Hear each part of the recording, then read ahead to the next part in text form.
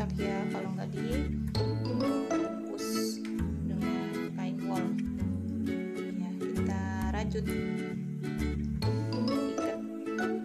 Kalau mau lebih awet pakai tali ini ya, tali karet pakaian. Nah ini pasti punya ini ya, ini sapu, karena jarum saya lagi nggak tahu kemana. Ini dibentuk aja ya, dibikin menyerupai jarum. Bentuknya begini tuh. Jadi habis gini yang sudah mahir merajut memang gampang ya. Nah, habis diikat, coba kita lihat. Ini ditaruh, dipelintir ya. Terus ini masukin ke dalam, diambil. Nah, ini jadi fungsinya buat nyantelin si wall. Nah, kemudian habis gitu diambil lagi, dimasukin ke sini. Nah, gini. Habis itu diikat dulu sekali ya, baru kita ambil lagi ya, masukin lagi ke sini. Nah, ya yang belum terbiasa yang agak ribet ya, tapi kalau yang nanti udah biasa aja. Ini kalau pakai jarum beneran cepet ini. Nah, ini pakai ada yang ini kurang bersih, nempel benangnya di sini. Ini tak ada rotan akar pun jadi. Jadi kalau nggak punya jarum nggak bisa alasan ya, yang penting ada kayu. Apa namanya ini? Sapu. Kalau nggak punya sapu, yang punya daun kelapa, petik datu yang tua. Jadi giginya ya. Ini bagian sebelah sini masih yang kering. Yang nggak punya amplas.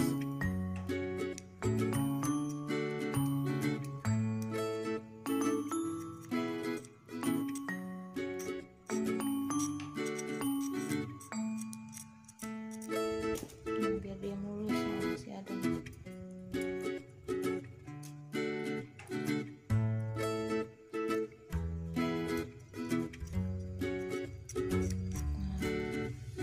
Udah mulus kan nanti. Pokoknya ini sampai sekeliling ya.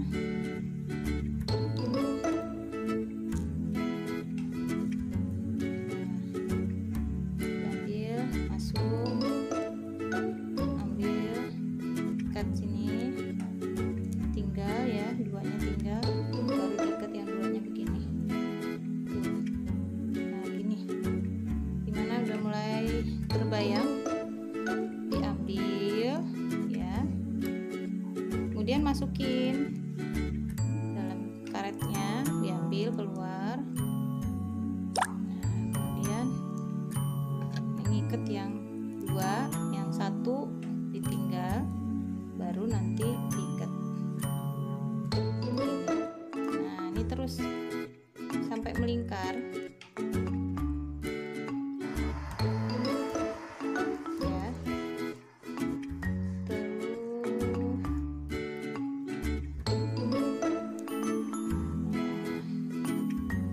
kalau ngerjain ini mah sambil ini ya, sambil santai aja. Apalagi kalau Ramadan kemarin pas sambil dengerin kajian online ya, tangannya kan sejalan sendiri nih.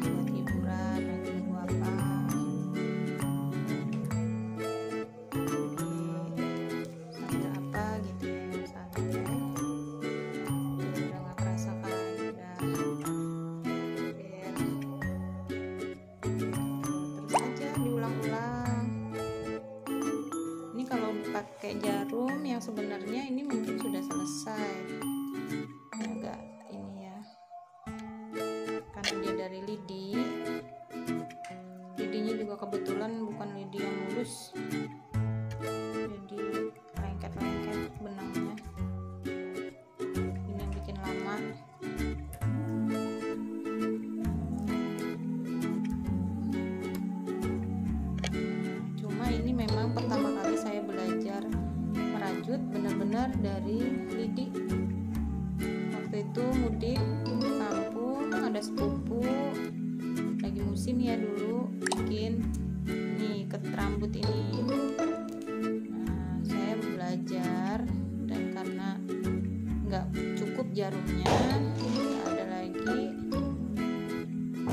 atau memang waktu itu nggak ada di sana ya di kampung, jadi memang pakai ini ya, bener-bener dari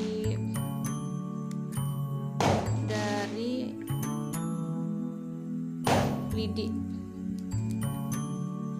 Aduh, itu anak siapa main petasan ya, jadi harus sabarnya ya. Ini lengket-lengket serat. Nah, seratnya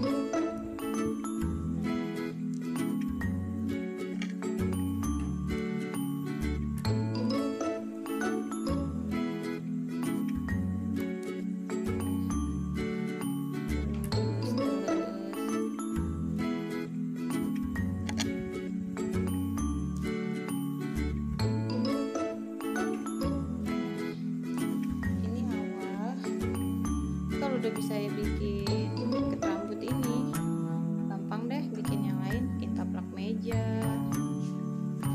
bikin, bahkan bisa bikin ini ya, pakaian topi atau apa gitu.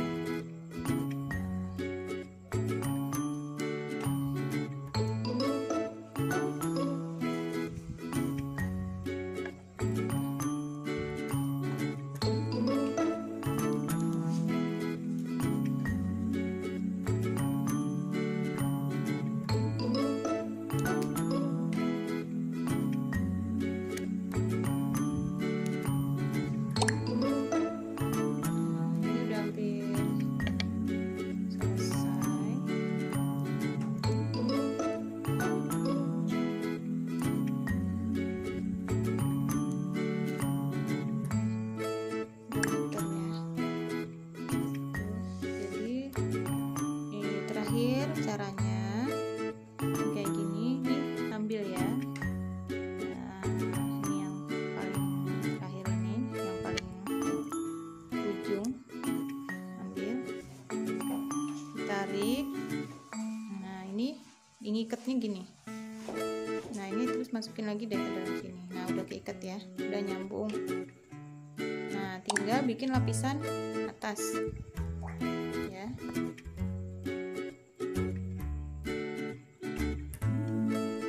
Bikin lapisan atas, bikin rantai dulu, 4 rantai ya, bikin rantai. Nah, kita masukin deh berikutnya, ini kita masukin 1 lubang, kita bikin 2, jadi nanti dia bergelombang ya. Nah, ikat rambutnya nanti bergelombang di tingkat keduanya.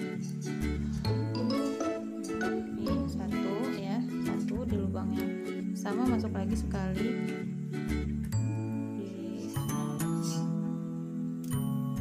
ya, maklum ya, karena dari apa ini namanya, dari lidi, jadi kurang cepet.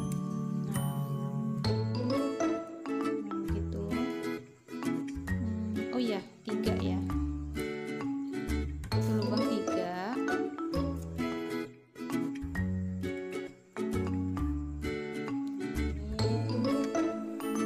Sabar banget ya. Nah, ngomong-ngomong masalah sabar ya, jadi kita sambil ngobrol ya, gimana sih sebenarnya sabar itu dalam realitas sehari-hari ya. Apakah kalau ada orang yang zolim ke kita, sabar itu ya berdiam diri, tidak membalas gitu ya, atau gimana sih sabar ya ketika banyak kemaksiatan yang terjadi. Nah, jadi sabar itu memang keutamaannya banyak sekali ya. Ya, yang jelas kata Allah kan,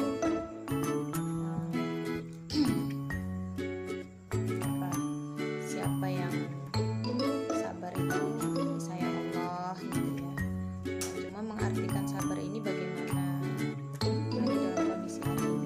sabar yang benar itu adalah ketika terjadi kemaksiatan. Beda nih ya, kalau urusan bikin begini mah sabar ya, artinya ya harus telaten ya, sampai udah terjadi ya terakhir telaten gitu ya, jangan buru-buru gitu ya. Tapi kalau sabar ketika ada kemaksiatan gitu ya, makanya sabar itu adalah kita berani melakukan amar ma'ruf nahi mungkar. Jadi kalau ada yang berbuat salah gitu, kita harus berani menyampaikan bahwa itu salah.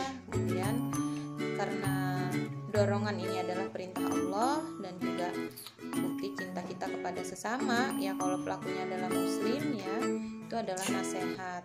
Dan ketika kita melakukan nasihat untuk merubah itu tadi, kemudian terjadi sesuatu kepada kita, misalnya mungkin dianggap sok alim lah, dianggap sok tahu lah gitu ya, dianggap suka ngurusin urusan orang misalnya ya, itu kita sabar. Nah, sabarnya itu di situ.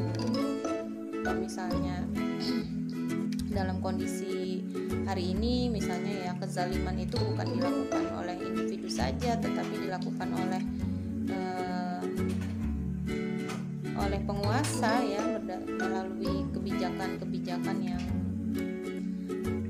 tidak pro rakyat, bahkan justru merugikan rakyat ya. Misalnya itu kan jelas zalimnya, misalnya seperti kebijakan pencabutan atau kelonggaran PSBB ya.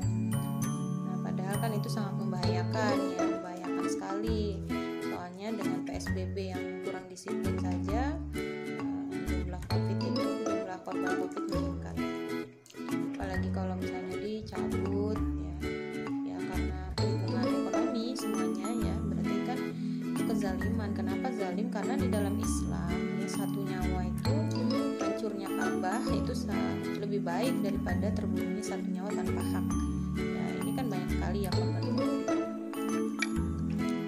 Bahkan dikatakan terbunuhnya satu nyawa tanpa hak itu sama seperti terbunuhnya seluruh manusia di dunia. Itu berat sekali gitu ya dalam Islam, sehingga harusnya urusan nyawa itu memang diutamakan dibanding urusan ekonomi atau yang lainnya gitu ya. Karena kalau ekonomi bisa dipertahankan tapi pelaku ekonominya sudah tidak ada, siapa yang menjalankan? Nah, jadi kebijakan-kebijakan yang demikian yaitu harus kita respon dengan amar ma'ruf nahi mungkar gitu ya. Nah, sehingga ketika kita beramar ma'ruf nahi mungkar kepada penguasa, itu bukan karena kita gak sabaran, atau bukan karena kita baperan, atau karena kita benci. Tidak ya, dalam Islam nasihat itu adalah tanda cinta, karena itu adalah perintah Allah, dan itu adalah cara untuk saling menyelamatkan antara kita ya, sesama manusia.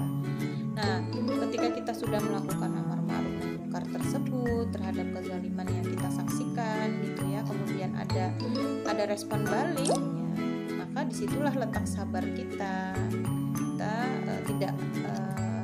tidak usahlah memperhitungkan kondisi buruk yang menimpa kita setelah kita melakukan tadi ya, upaya untuk amar ma'ruf nahi mungkar. Jadi sabar begitu ya. Kita ngomongin sabar karena ini tadi harus sabar ya, harus sabar. Nah, tapi aplikasi sabar dalam realitas sehari-hari juga kita harus paham. Jadi sabar itu bukan nerimo saja dengan segala kezaliman, bahkan Allah ngancam ya, barang siapa yang melihat sebuah kezaliman, kemaksiatan ya, maka ubahlah. Jika tidak, maka Allah akan menimpakan musibah yang tidak hanya menimpa pelakunya tapi juga kepada seluruh manusia yang mendiamkan. Nah, nauzubillah summa nauzubillah, artinya apa? Memang ketika melihat kemaksiatan itu, sabar yang dimaksud adalah sabar melakukan amar ma'ruf nahi mungkarnya. Nah, ketika ada kondisi buruk menimpa kita setelah kita beramar ma'ruf nahi mungkar, disitulah kita sabar ya, ikhlas menerima gitu ya. Tapi pada saat amar ma'ruf nahi mungkar tentunya ya, kita juga perlu introspeksi ketika reaksi orang itu negatif ya. Pertama, kalau idenya sih ide dakwah, ide Islam, kan yang kita sampaikan Islam ya, kebenaran itu nggak ada yang salah. Jadi kalau ada orang yang menerima kebenaran kemudian dia marah-marah, dia benci dengan sang penyampai kebenaran, itu sebenarnya orang tersebut yang bermasalah ya. Tetapi perlu juga kita introspeksi bagian pada area uslub penyampaian. Nah, bisa jadi orang itu menolak atau responnya negatif bukan karena ide yang kita bawa, bukan karena amar ma'ruf kita, tetapi karena pembawaan kita. Mungkin kita menyampaikannya kurang ma'ruf ya. Memang ini perlu belajar, nggak juga harus menunggu mahir gitu ya. Kapan? Siapa yang jamin kita akan mahir? Tapi tetap ketika kita menemui reaksi yang kurang baik ya, kita akan introspeksi juga, maksudnya diri kita, apakah pembawaan kita selama ini udah baik di tengah masyarakat kita, bagaimana gitu ya, kita cara komunikasi kita bagaimana. Kalau sudah semuanya kita upayakan yang terbaik gitu ya, kemudian responnya tetap tidak positif atau negatif, nah itu ya sudah, tawakal Allah ya, nggak masalah gitu. Berdoa saja yang banyak, semoga siapa yang kita nasihati itu akan dibukakan oleh Allah hatinya untuk menerima kebenaran, dan tujuan dari dakwah itu tercapai, yaitu adanya perubahan. Nah, mungkin itu ya sekitar pembahasan masalah sabar ya. Seperti corona sekarang juga sabar itu ya melakukan hukum syara gitu ya. Kita stay at home. Nah, makanya kan lumayan ya kalau ibu-ibu yang sudah lumayan apa sih ya, bete gitu di rumah bisa bikin kalau punya anak cewek, yang perempuan bisa buat ikat rambutnya, kan cantik jadinya ya. Nah, kalau buat di rumah kan boleh ya, kalau keluar rumah ya nutup aurat. Nah, itu tadi gitu ya. Sabar dalam kondisi pandemi ya, kita terikat kepada hukum syara, kita nggak usah mudik dulu, kita nggak usah keluar masuk daerah wabah. Nah, sembari tetap ya mengupayakan wabah ini selesai. Pertama ya dari segi ilmiahnya ya, penyebabnya harus dihindari, kemudian obatnya dicari.